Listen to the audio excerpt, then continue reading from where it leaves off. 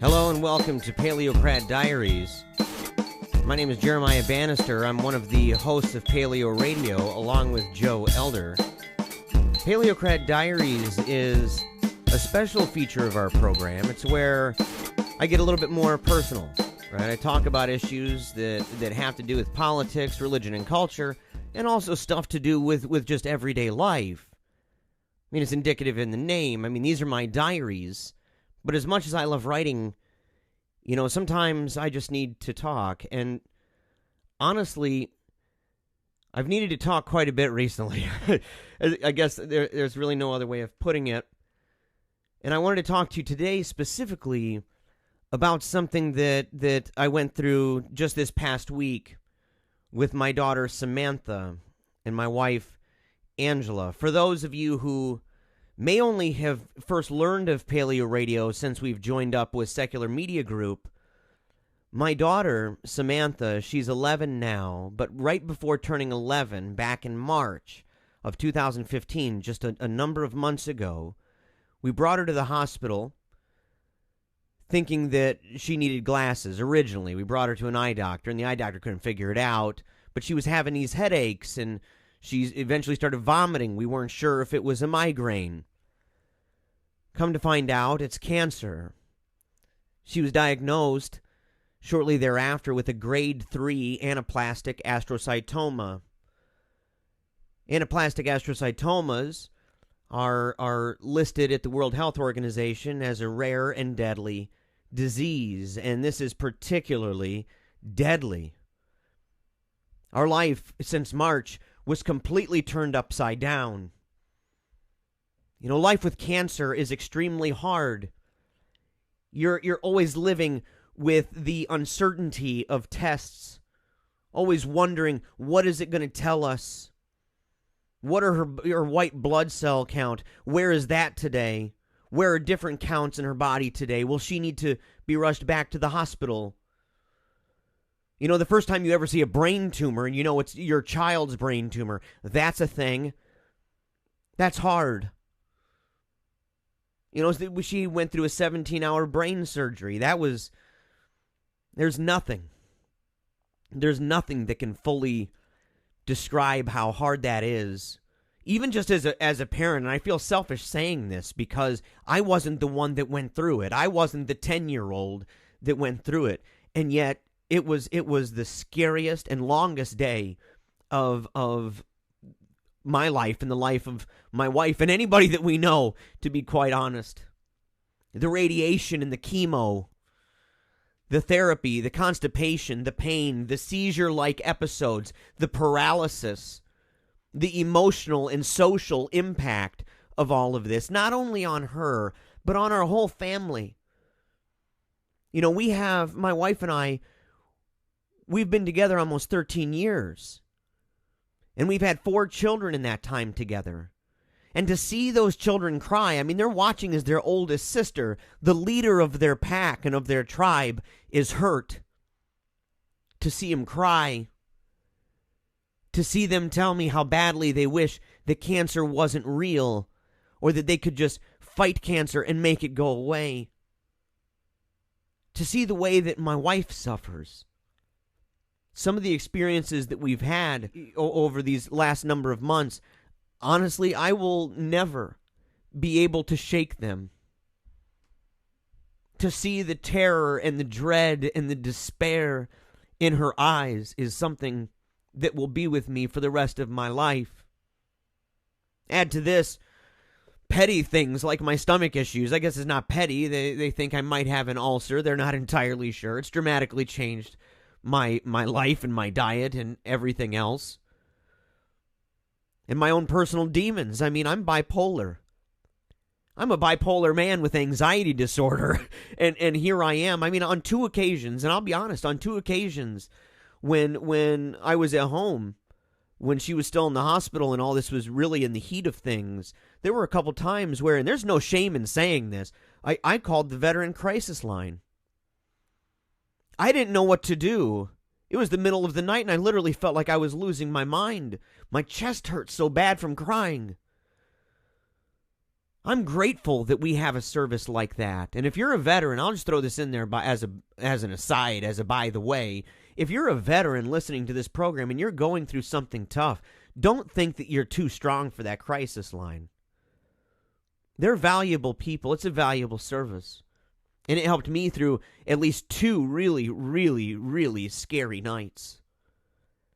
But these things are hard. Even so, there are some things that are easy to deal with. Well, there's things that are easier to deal with. And one of those things happened to be recently. It was sad, but it was easier.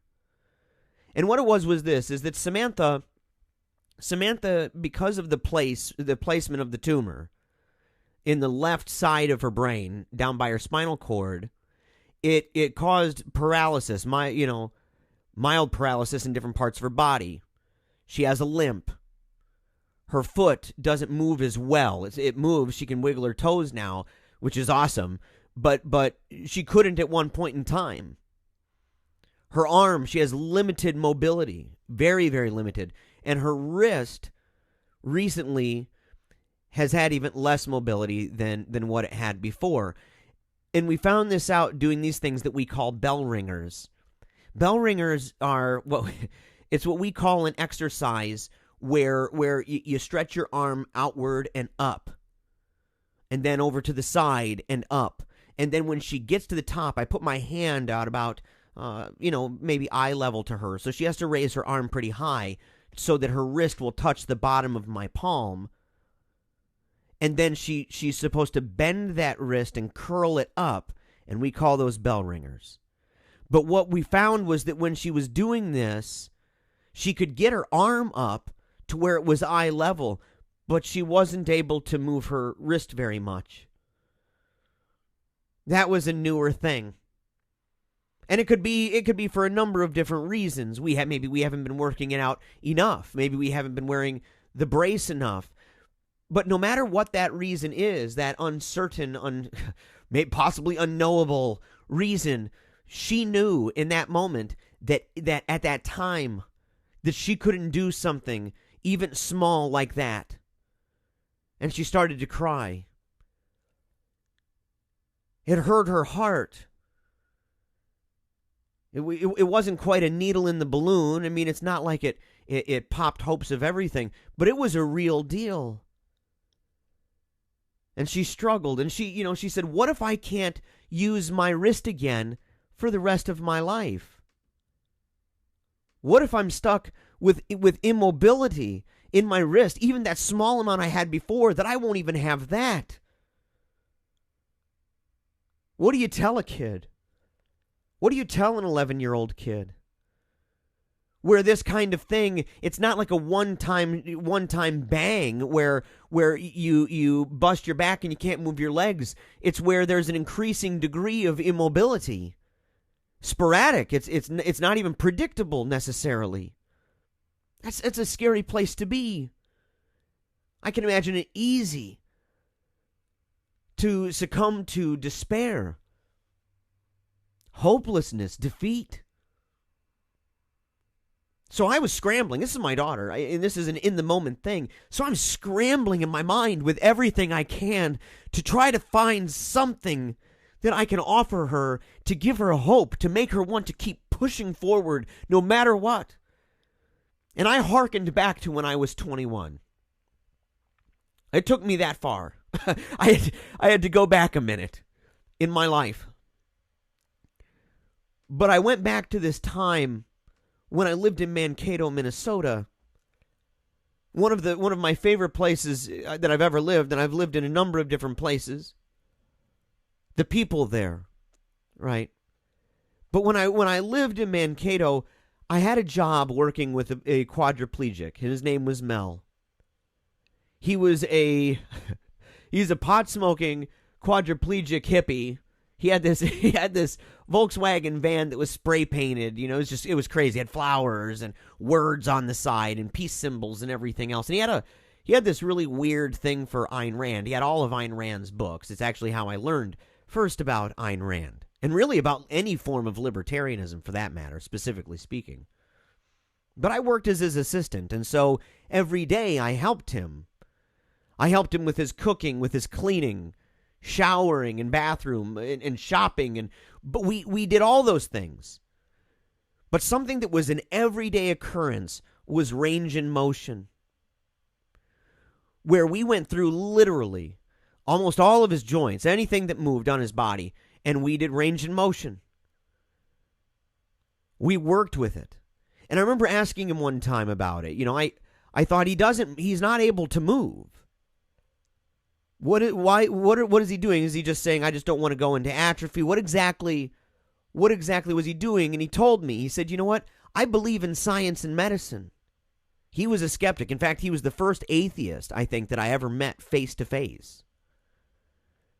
But he was a strong believer in science and medicine, and it was his conviction that one day he might be able to walk again. He might be able to move his hands again. He might be able to move his fingers again, or to wiggle his toes again. And that he would want to make sure that every single day he was prepared and at the ready for that moment. But his accident, that happened, 20 years before that? He'd been doing this for over 2 decades, every single day without failure. And so I looked at my daughter and I said, listen, no matter what, no matter how hard it gets, no matter how hard it seems to be every single time, never, ever, ever give up. Don't give up on yourself. Believe in yourself. Fight tooth and nail for these freedoms that you have. Fight for them. Fight for your life. And no matter how hard things get, that we stand by one another, committed to that endeavor, that maybe, just maybe, there would be a day where those fingers would come back in full. Where that leg would come back in full. Where you'd be back on that skating rink floor. Where you'd be back in that cheering outfit. That you would do all those things that you have fought so hard and committed yourself for so long to do. To face those odds in the eyes and to say, you shall not beat me. You shall not overcome my will and my ambition. Never stop believing. We cried. And excuse me if I get emotional right now. Cancer's hard. Being a dad with this is really hard. But I'll tell you, when we were done crying, we thought about it and how this isn't just applying to people going through difficult times, but maybe just difficult times by degree. People go through different circumstances, different trials and tribulations, and yet the principle would remain the same. Don't give up on yourself. Don't stop believing in yourself. Don't stop hoping. And don't stop trusting in those around you. That they truly love and that they truly care. And that most importantly, that they are really there. That we would continue to fight for what we believe and what we are. And I think that's the lesson that I hope that you can take from this. Whatever lessons you can take from this, take them. Take them all and run. Honestly, nobody can prepare themselves for cancer or for any really difficult situation. So taking things like this in stride and saying, I'll put that in my pocket for the day. I found that to be maybe a wise thing, even if a little too late. But believe in yourself. Never give up on yourself.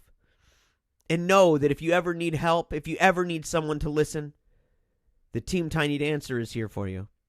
And so is Paleo Radio. I want to thank everybody. Listen, I want to thank you so much for listening to Paleocrat Diaries. I want to thank you for listening to the hour-long shows of Paleo Radio. You can find that. We're on Spreaker.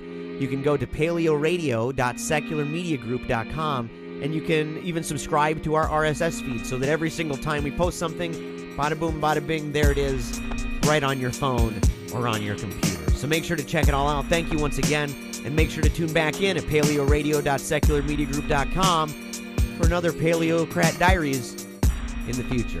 Once again, thank you. Have a great day, my friends.